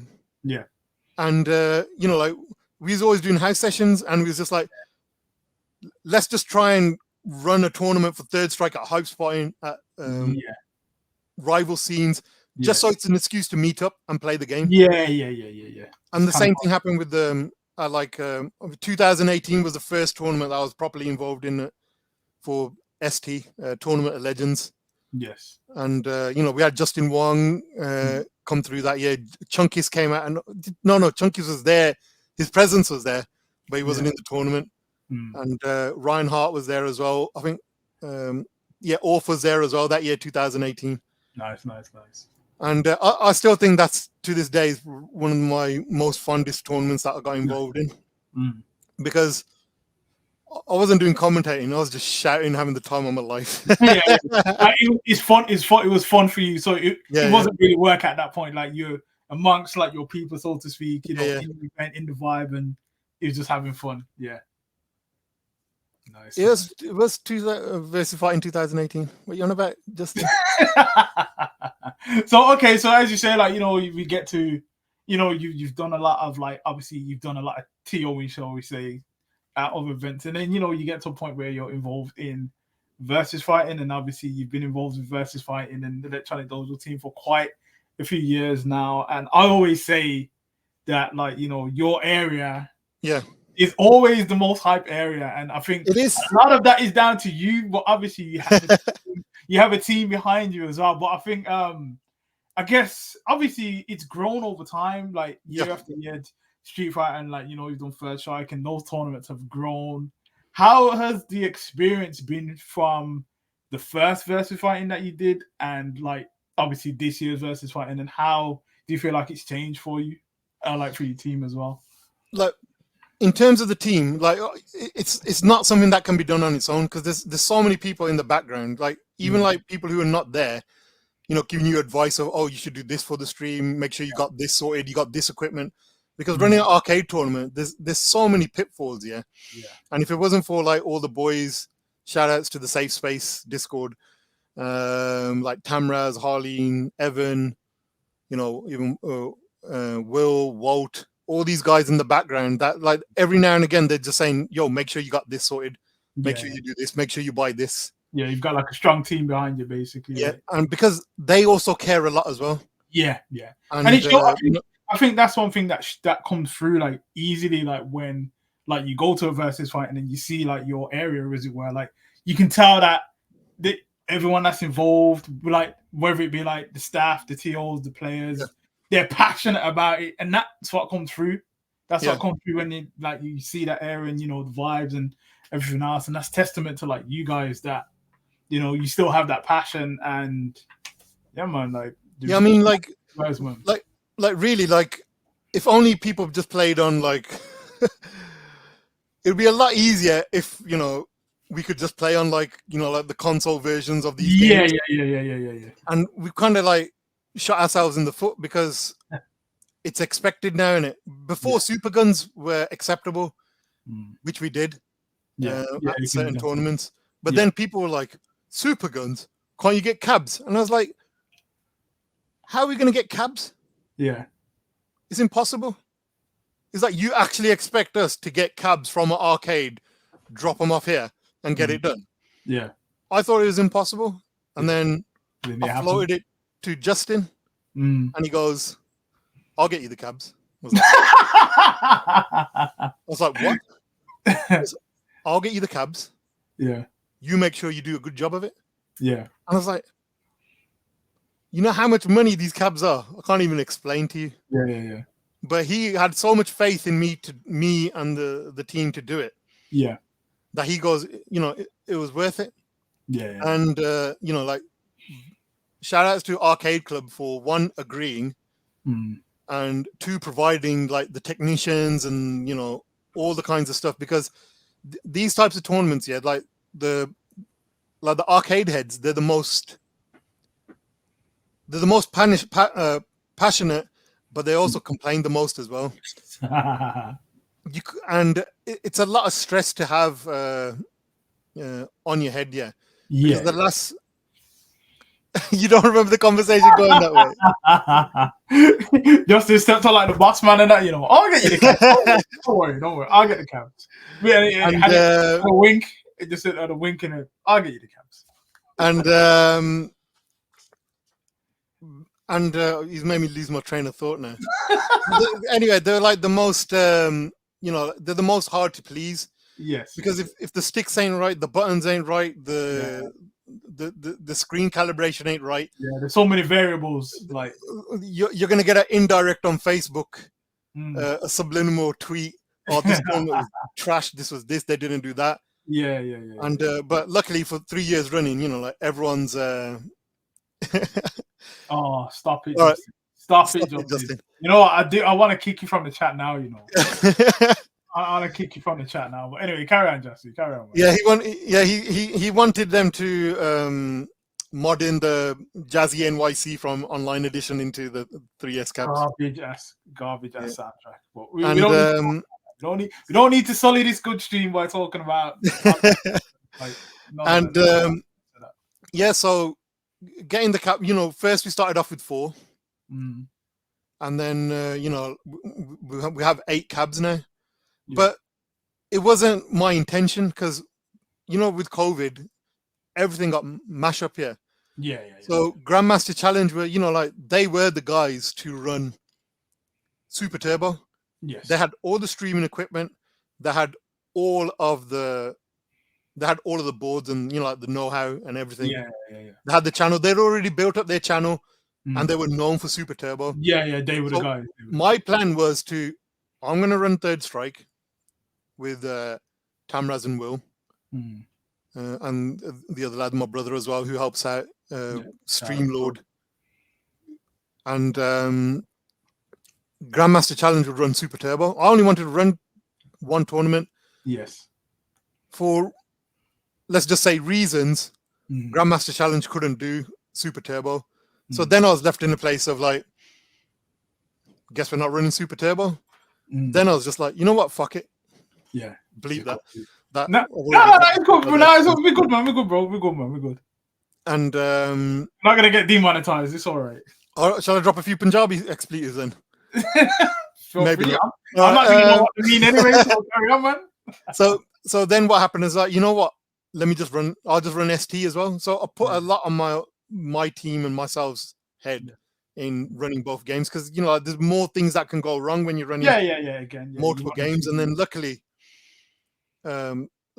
everything was fine because Had Tamraz there, had my brother there, Yeah. had Will in the background as well, Mm. because he's busy doing other streams at Versus Fighting, Yeah. as always.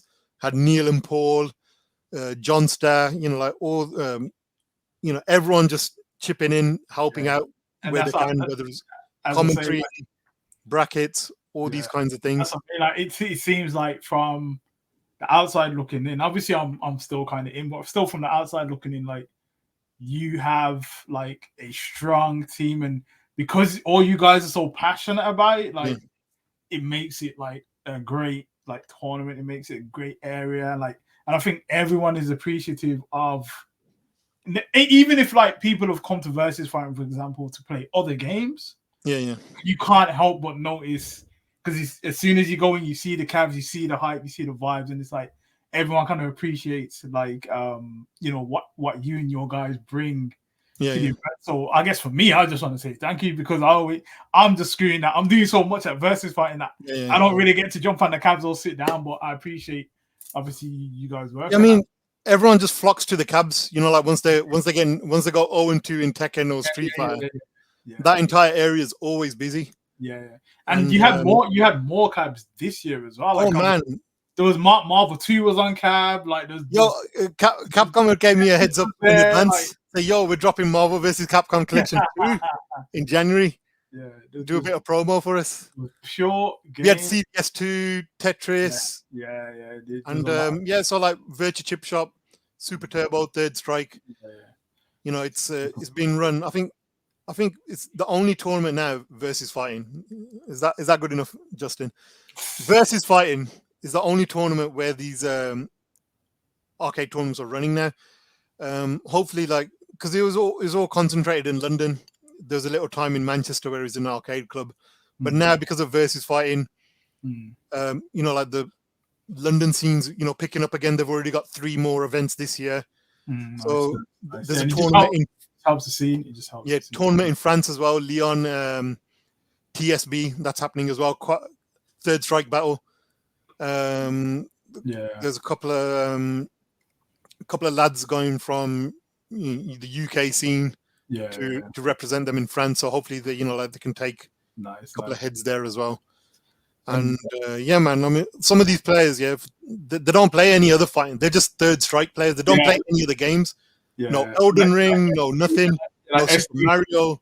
Go-Kart Jack, obviously, ST, like... it's Super Turbo, I see him. He's a machine, man. He's a machine. So, obviously, that's the thing. I think, obviously, now, like, is it the biggest tournament in Europe in terms of numbers for, like, ST and First Strike? Or I feel like I remember you saying this at the end of this Versus Fighting. So, in the first year, because I've done it 3 years now, I think we had, like, 70 players each for ST and Third Strike. And then like ST was still the same, about 64. And then Third Strike moved up to like 76, but then it moved up to 102 2 years ago. And then that was clearly like 101, sorry, and that was like clearly the the largest Third Strike tournament that ever happened. Then the previous one before that was on console. Definitely, not only was it the largest Third Strike tournament, it's the largest Third Strike tournament on arcade, original hardware. So I've got that little pin that I can I can use to gloat. And no, you got to gas yourself up in it, because if you don't gas yourself up, someone else might not in it. So it's always good to have these little milestones to to look back on. And then this year we smashed it again. With like 4 surprise entrants right at the end, so it was like 106 in the end for Third Strike. Nice. But I was just hoping, like in 2018 when we had the Capcom Pro Tour, that like you might have a few more extra internationals floating about. Actually, they're gonna go on the old school games. Because I think a lot of them have groundings in those older games. So maybe one day, like we'll because I mean, even these tournaments now, like fighting game royalty, man, like like all these old, like Orf, Ryan Hart, had Chunkus. A lot of like the OG names that came through this year. This year, last year, and then like also, hopefully it's because they've seen how well received it is. Yeah, it'll drag a few other people out of the woodwork. Yeah, and kind of be at a point where it is the tournament to go to if you're going to go to like a ST/First Strike tournament, because it's good vibes, and that's it. Everyone always appreciates the cabs and what you guys are doing, man. So that's it from me. I appreciate that, man. Just being a part of, just I guess from my point, just seeing the growth of what's happened and how things have happened. Like, I guess where like what is your what are the aims going forward? Is it just to continue? Because I'm hearing rumblings of a certain man trying to say it's the last time he's gonna. It's never the last time. I'll tell you now. You clip this. I'll never retire from this shit. Yeah, that's definitely. Why would you retire from something that you've gained so much? Like 100%. Fun and pride. No, Tamraz, I'm dragging you along with me as well, mate. Don't hold your head.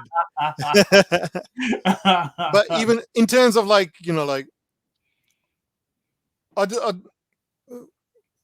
it's just something to look back on. We just want to make sure we do a good as job as anything. Yeah. And like these games have been running 25, 24 years strong in it.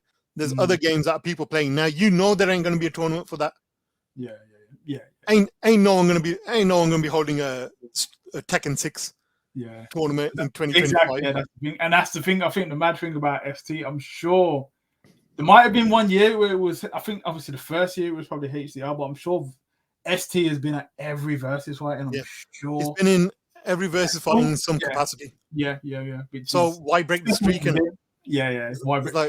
break the streak like Undertaker? Like how's Brock Lesnar? Did not ain't no one getting F5. No F5s for ST. Sick, man. As I said, thanks to ED, Justin, obviously, Arcade Club. Like it just couldn't happen.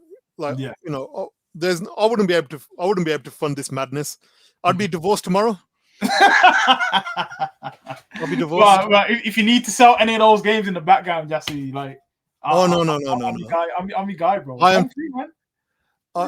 I would say I'll take him to the grave, but being a bit grim, we don't believe in burial, so I'm just gonna be cremated with me. That's what's gonna happen. No, they're not coming with me. Be cremated and it'll be going. It'll be the ashes of all these games and myself will be floating in the River Ganges at some point. Hopefully not in the distant. Hopefully in the distant future. Yeah. So I guess obviously we were kind of touched on Undertaker and streaks and stuff. We can kind of get into wrestling if you want now, or we can. Yeah, man. Yeah, let's keep Coop up a little bit longer. Yeah, that's all I want. Now, but I have to say, I'm just looking at before we start. I'm just looking at the collection. Like, shout outs to the collection. Again, I'm highly jealous of what you have amassed, and it's sick, man. It's sick. But okay. Before we start the wrestling talk, I guess you mentioned earlier, First Strike is the favorite game. Do you play any of the new fighting games now, really, or is it more of a case of you will play them for a bit and then you won't bother? And because First Strike is First Strike, like I mean, I play everything, man. I've bought everything: Street Fighter 5, Street Fighter 6, Tekken 8. Yeah, maybe outside of not the anime games, Yeah. Like I guess the mainline fighting games you will. Yeah, the mainline fighting games I'll always dabble in because you need something to play on these tournaments. Yeah. Because not everywhere's gonna. At the moment, unfortunately, it looks like that unless me and the boys from London are running ST or Third Strike. Yeah. It's not going to be running in it. So we ain't doing it, no one else is doing it. So it's come to the point where I do really feel like I'm gonna have to put a bit more time into like Tekken 8 and Street Fighter 6, just so I can get involved in it. Because like you got drowning pools coming up. That's this weekend. We had was it Sodium Showdown that had just gone as well. Shout outs to the Bristol crew. Yeah, shout out to them. And those are really good tournaments, good lads as well. When you go down, and so I do play Tekken 8, Street Fighter 6. I'm gonna jump in a bit more with I'm gonna jump in a bit more on those games in the next couple of months. Yeah. Like with Coop and the guys in the hub. Yeah. Shout outs to the hub if the three of you watching. Nice. And Yeah. So will we see you at any other tournaments, whether you're there as like a TO or as a player in for the rest of the year, or is he taking like chilling out for now? And No, I think I'm on that. I got no holidays left now, so unless it's not on, I'll come to some of the. I think there's a couple of locals that Electronic Dojo are going to be doing up till the end of the year. But in terms of like everyone's, we'll see what happens in the. Some of these old tournaments in the UK need to be revived, man. Like rival scenes. Yeah. There's so much. Yeah, rival scenes actually they announced. They announced, but I haven't heard the lineup. But yeah, I'm not sure of the date. Yes, but I'm glad that that's back, man. I'm glad. Yeah, I'm glad of that. And then, like, hopefully one day someone picks up and hypest fight, because I used to love going to Glasgow. Hypest fighting comes back in some capacity. There's a tournament. I think it's in November. Neutralmania 2. Oh yeah, Neutralmania in Neutralmania Glasgow as well. I think that's November. I think off the top of my head. I think that's in November. So that might be what if I'm gonna go, I might go there just to support. Yeah. I might try and get out to a tournament this year as well. But, I don't really play too much, but I enjoy the vibes and that. So yeah, you got to give other people a chance, don't you, Stephen? That's why. Stuff it. Nah, that's cool, man. I think we might not do the wrestling talk. We might have to save that one. No. We're going, man. We're doing the wrestling talk. You can't get on me with the OTC. All right. I'll be bringing out my own line, the OTG, shortly. You know what? That's sick, You should, Don't get sued for copyright, though. You're going to get bodied still. No, they won't. It'll be legally different enough. But to be fair, Bad Blood is this weekend, isn't it? Yeah, it is. Yeah, it's this weekend. Man. So, what are you thinking, Punk or McIntyre? Punk all the way, man. Straight edge for life. Let's go. Oh, this. But why does everyone love Punk though, man? Like, because he's the best in the world. Don't you get it yet? He's not. Don't you get it? Bro, he's not. Everywhere he goes, people have been shouting his name. No. It's just even when he wasn't there for 8 years, bro. No. But that was obviously because they wanted him, and then he went AEW, and then he got given the world, and it still wasn't enough for him. Like, still, like he got the big show in Chicago. He got millions of like dynamites in Chicago. He got the title, got injured, came back, got the title, got injured again, like got his own show on a Saturday. It just. And you know why? Because he's CM Punk. Fucking best. That's why. No. Best to ever do it. No, but man. I've been out of the loop a little bit. Since about SummerSlam. Yeah. Same, to be fair. Like I kind of still keep up with like the results and that. I've not watched a lot, but I watch Bad Blood. Though. Like. Yeah, I'm gonna. I mean, like now there's so much content for wrestling. Like, so much, man. To be honest, like every now and again, I'll just scroll through Twitter. If I don't see a suplex or two with my cup of tea and biscuit in the morning, I can't get on with my day. So I'll catch up with all of the. I catch up with all the little. I can't watch the whole show. I'll just watch all the main. I very rarely watch like whole shows. Like if it's pay-per-views, I'll watch them. But I think like the actual like weeklies, like I think I stopped watching Raw like years ago. Like I was watching Raw through like podcasts and stuff. Like I watched like podcast recaps of Raw and stuff, and then obviously the odd like Dynamite I'll watch. But just. I don't know, man. Like, Bad Blood should be good. I'm looking but the thing is like even with like WWE, the Bloodline storyline, which has been going on for 2 years, it's just amazing.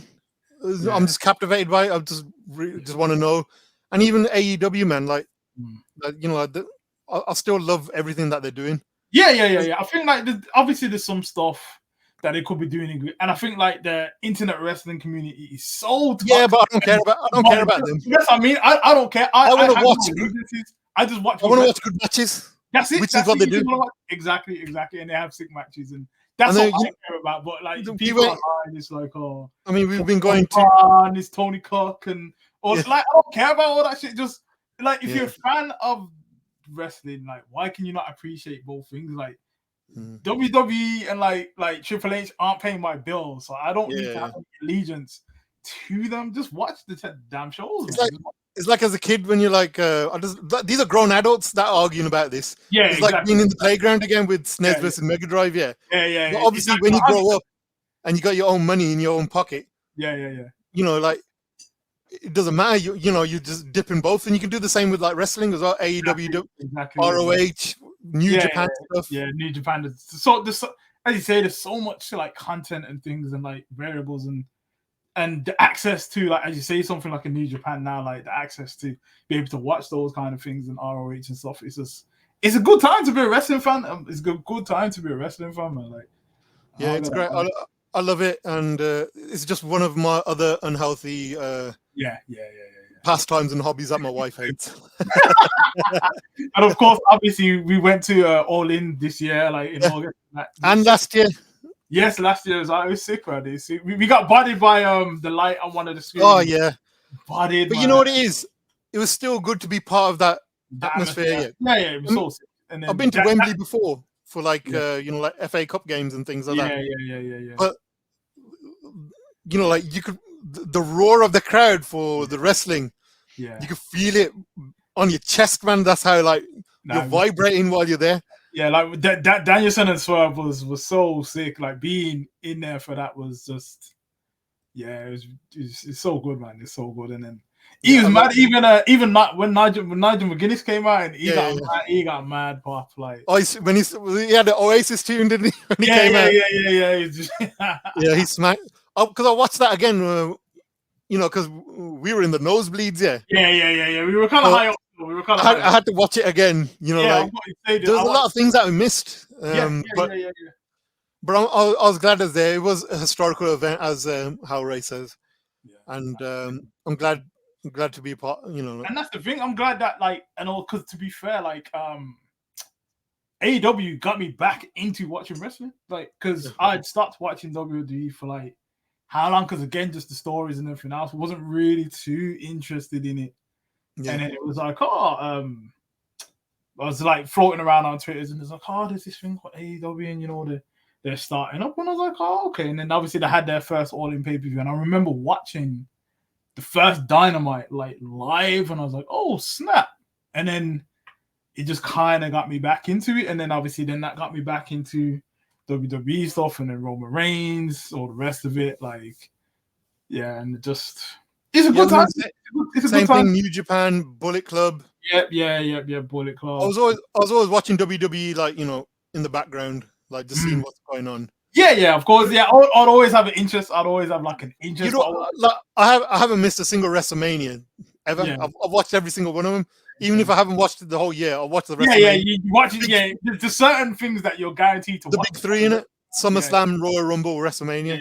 You're guaranteed to watch those, regardless of if you're in or out of the storylines. And I think one thing that WWE does, they do a great job with like the video packages to kind of keep you up to speed on, okay, well, this happened and this happened, and that's why this match is happening and stuff. So you kind of don't really need to be fully invested in the weekly. Obviously, you're gonna miss certain things and certain story beats, but at the same time, like, you can still kind of be in and out. And you can still catch up, 100%. And I mean, like even AEW, have you seen that recent video package, McGuinness and Daniel Bryan? Yeah. Oh, that's amazing. Yeah, they've done such a good job on that. Yeah, it's sick. Alex is just talking about the Mr. McMahon documentary. You watched it as well? You watched it? Yeah, they didn't really, like, you know, like in hindsight. It's not because they took all the interviews before all the allegations and all that stuff came out. You still don't know, who this guy is. You don't know about his formative years when he's a kid. You don't know why he's done it, like very briefly in episodes. Very briefly, like, his dad wasn't there, and this, that, and the third. And then you hear some of the wild stuff that was alluded to, and you're like, what? Yeah. And then they just totally like, yeah. They just move on from it because. Because we're fiends, we're, you know, we're Mark-ass Marks, as someone else said. We are Marks. Smart Marks. And so we already like, even though I watched it, it was like a cool little like summary or like a time capsule of Because all again, the events. we were talking about cool, WrestleMania 1 and Cindy Lauper. There's a few things I didn't know about. Yeah, same. It's like, you could hear Vince in the background shouting out the next line for someone's promo. Like, I've always heard that, like, Vince is already on camera, but I've never seen it like that, where Vince is so involved with what, like, Michael Cole's saying on comms, like little things like that. And then just again, like the earlier events, because obviously I would have been a kid back then, and like big Ultimate Warrior fan and all the rest of it. But seeing like little smaller things, how certain matches came about and stuff like that, and obviously with like WCW, NWO, and then the match thing, obviously where there's like Lex Luger was on the WWE show, and then the next day he was on Nitro. All that kind of stuff was just kind of like sick to see as like a wrestling fan. It was just pretty sick, man. But I mean, but obviously the main takeaway from it is just like this guy who created all of this was just like a mad, depraved individual, and it's just like it's actually a terrible guy. 2024 is it's the age of truth, man. It's the age of truth. Cat Williams has said, isn't it? Cat Williams told us, man. So all lies will be exposed. Like, all lies will be exposed, and we'll see what's happening. I mean, all kinds of shit going on in this world, man. Like, it's a mad time. Baby oil, bloody. There's a world shortage on baby oil. Don't know where that's gone. All kinds of shit. Look, Justin said he's going to be the Vince McMahon on the ST First Strike comes next year. Yeah, go for it, man. Go for it. But it was really. I think it was opening, but I think initially, a lot of people probably went in thinking, it's going to be this big expose, and because obviously the allegations and stuff. But again, what they did was every now and again they would pepper in the fact that this guy's a depraved asshole, man. Yeah. Like, so he'll talk his story, and they'll drop a little. Remember, guys. Yeah, exactly. And then there's a funny.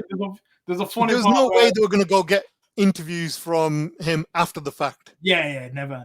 Like, maybe like that's something that may come out in the future. Is that the case is ongoing? It's wild, man. Because again, it was supposed to be, as far as I'm aware, when they were doing it, it's supposed to just be a general more of a positive thing for him, highlighting this man and all of that in it. And then obviously the allegations came out, and which is again, it's mad because Raw is on Netflix next year. So exactly. So that was I thought that was the reason that they got this thing in the background.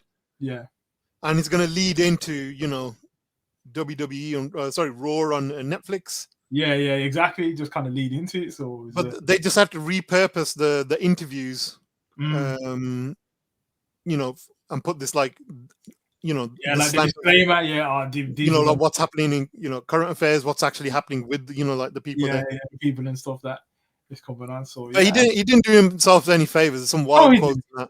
It's there's some wild stuff in there. There's still wild quotes even before any of the allegations had come out. Why would he even say that? Yeah, there was still. Why would he even say that? But I don't want to spoil it for people who are still watching it. It is. Definitely worth watch. And some of the looking back on some of like the Raw episodes and stuff, and the stuff that happened at the time. Yeah, it's kind of wild to look back now and think that shit wouldn't fly at all now. Like, like Attitude Era stuff. Like, there was some mad stuff. Oh my days, flipping out. We're watching wrestling there. We're having our breakfast. And then the Godfather and his host come out in it. Yeah, exactly. And there's your mum come out with the aloo paratha, and then it's like, what? And we're just like, it's a mad one. It's definitely a mad one, man. But there's really sick, like behind the scenes stuff. Owen, Bret Hart, the locker room scene. There's some really obviously behind the scenes stuff. And there's a lot of stuff that I knew about, but it's still, as a wrestling fan, it was really good to kind of see certain things. So I appreciate that, man. But I think what time is it? 10 to 9 now. We can probably wrap it up in that now. I think obviously I appreciate the time. Thanks so much for like blessing us on Community Corner episode 4. before we leave, if you got anyone you want to shout out, if you got anything that you want to shout out, you can shout out the ST and the First Strike poster in the back, done by yours truly. Yeah. Now, but is anything you want to shout out? Anything coming up? Yeah, just shout out to Electronic Dojo, you know, for keeping like fighting games alive here in the Midlands. As soon as we get a local going, it'll be the best in the country, easy. It's just unfortunate that it's difficult to get like a location, and shout outs to like Arcade Club for providing everything. The got a Trash crew, the GMC crew, the Discord boys. There's a lot of moving parts that make Versus Fighting, and in terms of like what you guys do at Versus Fighting, what it is. So shout out to all of them. DWO Tron Gang. Got to shout out Tron Gang because like them playing the older games, is like reinvigorated my reason to carry on playing them as well. I mean, we didn't even really like touch on like Fightcade and the current collection. Fightcade's sick, and they've all done well in their own ways. Coop got top 8 in Third Strike at one Versus Fighting. Was that last year? That was the first one. Oh, okay. And then there was I think Connor. He'd got top. I think he got top 3 at Sodium Showdown. Shout out to Farhan as well. Sickest guy.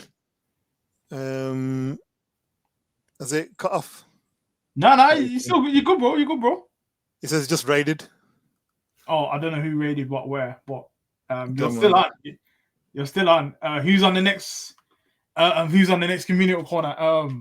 I'm still sorting that out. You'll know early next week. But it's gonna be probably same time.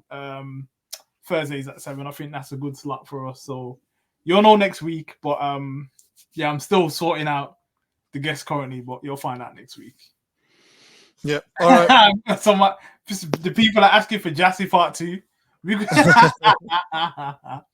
people are asking for Jassi Part 2. No, that's fine. I can talk for days, mate. Don't worry about it. You're gonna come back on. We're gonna get you back on, man. We're gonna get you back on because I think there's still some stuff I want to touch on in terms of like the collection and cool. But but Jassi, I appreciate you, man. Are you gonna be streaming anytime soon? Shout out your streams and that as well, man. Like everyone knows, man. We'll put it in the YouTube archive, yeah. Yeah. I drop all the links and stuff in there, man. But man. Bro, again, appreciate the time, man. Appreciate sharing your stories, and I'm sure everyone that was watching appreciates it. Hopefully, you got a couple of clips in there, yeah. See, that's something I'm gonna have to start doing more. Is obviously clipping up like the things, but it's long. Obviously, I'm a busy guy in it, so it's long. But I'm gonna try and do. I'm gonna do some like clips of all the episodes and start dropping them like on the socials and stuff. And our socials are Electronic Dojo on Facebook. I can't. Where's this thing? There we go. I'd say thanks for tuning in, everyone. I'm gonna get off. I'm gonna get some food. You can follow us. I gotta go pick my kids up from my mum and dad's. Just to ship them out and that for the stream. That's funny. I appreciate everyone tuning in. I'm gonna download this the archive. The video will be up on YouTube. I say like tomorrow or Saturday. So if you want to go back and I'll try and like timestamp certain bits. You can follow us on Twitch, Facebook, Twitter, Electronic Dojo, and on Instagram on Electronic Dojo UK. Please help us run the numbers on the Instagram, and you'll get some exclusive content on there when I can decide what I'm going to do for this exclusive content. But for now, Justin, is there any streams that I need to raid before you start cussing? I'm waiting on the response before I shut off the stream. But yes, thanks, guys. We're going to be back next week. I'm going to solidify the date. It's more than likely going to be Thursday again, but it could be Wednesday. But I'm just about to raid Dante. Now, let's... can't even remember the command now. Raid... Hold on. Raid... Rise. I'm gonna try. It might not even work, Justin. So I don't know, but okay, cool. I've done the raid. I'm gonna head off. Thanks a lot, guys. I'm out. See you later. This is beyond. You Jassi, respect, man. Respect always. Right, safe. Safe in a bit, man. Cool. In a bit.